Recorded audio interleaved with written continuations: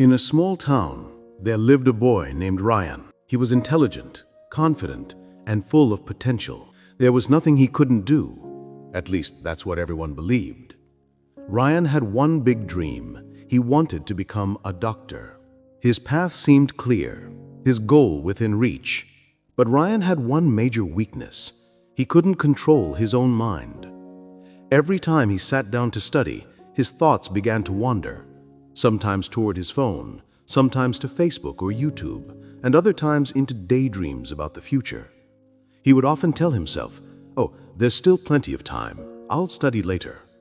But that later never really came. His parents reminded him daily to stay focused. His teachers warned him that intelligence alone wasn't enough. But Ryan ignored them, believing that smart people would succeed no matter what. Then one day, the results of the school scholarship exam were announced. Ryan was confident he would pass easily, but when he saw his name missing from the list, his heart sank. He had failed. The friends who studied regularly had all done well. The same teachers who once praised him now looked at him with disappointment. That evening, Ryan sat alone in his room, staring at his books. Shame and regret filled his heart. He realized he wasn't lacking in talent. He had simply wasted time. And in that painful moment, he finally understood something important. Being smart isn't enough. Without discipline, no success lasts. The next day, Ryan decided to change his life. He searched for someone who could teach him more than subjects, someone who could teach him discipline. That's when he heard about Coach Miller, the school's physical education teacher. Coach Miller wasn't just a sports instructor. He was known for helping students develop self-control, focus, and inner strength.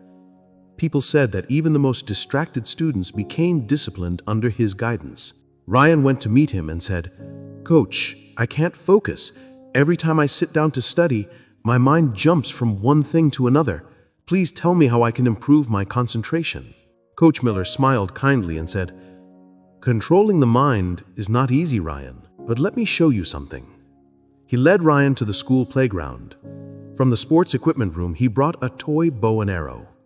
Setting up a target board in the field, he said, "If you can hit the center of this board, I'll know how focused you are." Ryan took aim and shot, but the arrow missed completely. Coach Miller asked, "What were you looking at when you released the arrow?" Ryan replied, "The trees around me, the field, and the board." Coach Miller smiled and said, "That's your real problem, Ryan. You're looking at everything at once. A good archer only looks at the target, nothing else." He placed a hand on Ryan's shoulder and continued, "Your mind is just like that, Ryan. It's running everywhere, to your phone, to social media, to YouTube.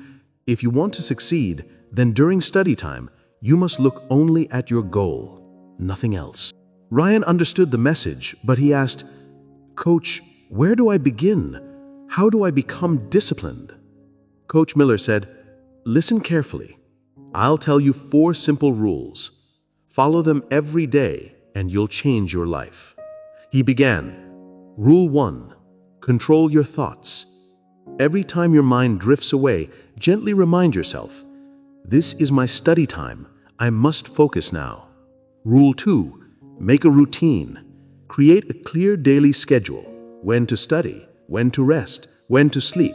Over time, your brain will start following it automatically." Rule 3. Remove distractions. Your phone, television, and useless apps are the biggest thieves of your time. Keep them away while you study. Rule 4.